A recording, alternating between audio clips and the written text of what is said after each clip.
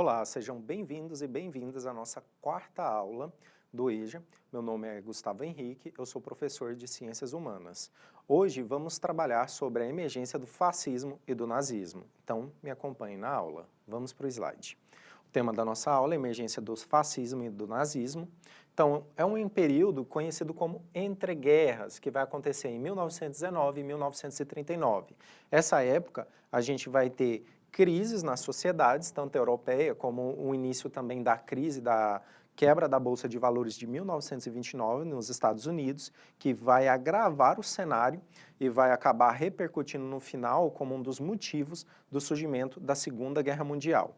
Então, nesse período, a sociedade vai começar a ficar desacreditada, tanto do sistema democrático ali forjado no século XIX, como do sistema econômico liberalista. E vamos ter então a afirmação ali do capitalismo como um sistema econômico perfeito. Na segunda metade deste século, vamos ter um mundo absorvendo diversos progressos nessa segunda fase da Revolução Industrial, cujo auge vai ser em 1870 e 1870 e 1914, e o imperialismo e colonialismo europeu vão dar suas principais países desses continentes da hegemonia do mundo.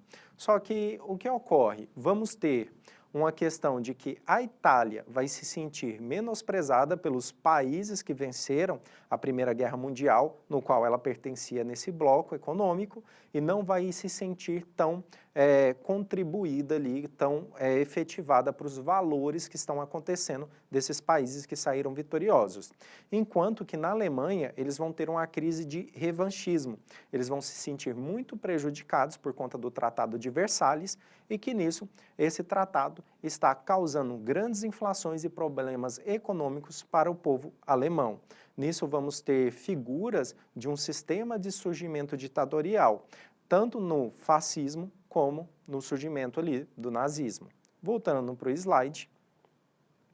E através dessas óticas e desses cenários que após a Primeira Guerra Mundial vamos ter a questão de sendo introduzida as crises que vão desencadear a Segunda Guerra Mundial. Então vamos ter os polos de poder que eram a Alemanha, Inglaterra, França, Rússia, esses países europeus desenvolvendo, estando em crise por conta do resultado da Primeira Guerra Mundial, já que essa Primeira Guerra Mundial trouxe problemas em plantações, em solos devastados, muitos dinheiros ali financeiros, investimentos tendo sido feitos para materiais bélicos, causando uma crise econômica em outros setores ali. E na América, os Estados Unidos, com sua economia que foi intacta, vai começar a tornar-se os banqueiros do mundo, ou seja, vai começar a fazer empréstimos para os países europeus se reestruturarem e vai começar a cobrar taxas por conta desses empréstimos, dessas ajudas. Vamos ver que na Ásia, após a Revolução de Meiji, de 1868, o Japão se industrializará e vai se tornar um sistema imperialista, aproveitando assim do conflito mundial para tentar estender o poderio da sua região. E na descrença de uma sociedade pós-guerra, os valores liberais, que é pela liberdade individual, que o Estado não intervém na economia, e os valores políticos, religiosos e econômicos daquele período vão começar a ser colocados sobre suspeita, por causa das crises econômicas, da impotência que o governo vai ter de fazer frente à crise capitalista, principalmente na queda da Bolsa de Valores de 1929, e a grande população ali que vai ser empobrecida, enquanto uma pequena minoria vai ter uma questão de poder aquisitivo dentro do setor social, defendendo assim valores liberais à classe média. Então, a grande maioria da população vai começar a questionar esses valores liberais que vão favorecer somente a classe média em detrimento de outras classes.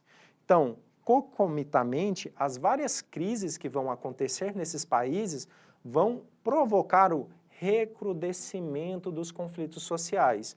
Assim, a gente vai ver vários blocos sociais surgindo. Um deles, o início da ideia do sistema comunista. o mundo ele vai assistir imediatamente, após essa guerra, uma série de movimentos de esquerda buscando o fortalecimento de sindicatos e da classe trabalhadora. Esses movimentos operários vão tentar também criar e tentar ter representação política. Nisso, as classes entre os socialistas ou social-democratas, que eram os marxistas que haviam abandonado o tema da luta armada e aderiram mais a uma representação político-partidarista ali no sistema econômico liberalista, querendo que os trabalhadores tivessem direitos e que fossem criadas leis para favorecer os trabalhadores. Nisso temos o sistema aqui comunista, formado por frações que vão se destacar do movimento operário, que vão seguir os métodos dos bolcheviques, que foram vitoriosos na Rússia, e esses dois grupos que vão acabar sendo antagônicos. Nisso vamos ver tanto o Benito Mussolini como Adolf Hitler aproveitar dessas questões, dessas crises internas e desses movimentos para subirem no poder. Então, toda a euforia e otimismo que vai ser substituída por uma questão de pessimismo, que vai ser e que beirava o descontrole após a guerra. Esse descontrole, principalmente nas questões econômicas, que vão afligir o sistema de organização de uma sociedade, que vai resultar numa forma de representação política e intelectual. Então, intelectuais da classe média vão começar a se manifestar, principalmente no sistema do antiparlamentarismo, no irracionalismo, no nacionalismo agressivo e na proposta de soluções violentas e ditatoriais para solucionar problemas referentes às crises econômicas que esses países estavam fazendo. Então, vemos muitas dessas características, tanto do Benito Mussolini como do Hitler, de tentar reviver um nacionalismo naquela população, tentando trabalhar que eles são herdeiros de uma nação passada e gloriosa e que também essa própria nação tem uma raça superior, que seria a raça ariana, e vão criar também inimigos externos, vão começar a culpar outras pessoas, outros povos, como por exemplo os judeus. E os países mais afetados pela política social-democrata foram a Alemanha, que foi derrotada, e essa Alemanha que tinha que seguir a ordem de um tratado, a Itália, que foi vitoriosa, mas estava insatisfeita com os resultados da guerra e com os benefícios que ela estava recebendo, mesmo tendo participado da guerra e de um grupo dos aliados, e onde essa crise ela vai se manifestar de forma mais violenta. Inclusive, esses representantes, eles vão utilizar não só a sua astúcia, mas a sua popularidade para serem eleitos de forma legível como representantes de cargo, mas eles vão utilizar também métodos de violência para chegar ao cargo em que eles ocuparam. E depois eles vão substituir o sistema democrático que existia no seu país por um sistema ditatorial. Voltando aqui no slide. Em países onde o liberalismo não conseguiu se firmar, como na Itália e na Alemanha, vão surgir movimentos de extrema-direita, devido a problemas nacionais latentes. E esses sistemas, esses movimentos de extrema-direita, eles vão ter um apoio da determinada burguesia, da fração da população que tinha condição econômica, porque eles vão começar a perseguir os comunistas, os socialistas. Então, vamos ter nesses grupos compostos por ex-militares, profissionais liberais, estudantes e desempregados, ex-combatentes, principalmente da classe média, que eram antiliberais, eram nacionalistas e racistas. Tanto Mussolini na Itália quanto Hitler na Alemanha vão formar organizações paramilitares que vão usar dessa violência para reprimir manifestações dos operários, manifestações socialistas ou manifestações de partidos que eram contra os ideais deles. Inicialmente vamos ver esses grupos marginalizados, tanto fascistas como nazistas, porém eles vão recorrer a golpes dentro do sistema político, como o Putsch de Munique, pelo qual o partido nazista na Alemanha faz. Nesse Putsch de Munique, é onde o Hitler vai ser preso por 9 meses. Lá ele vai construir e vai escrever uma obra chamada Mein Kampf, Minha Luta,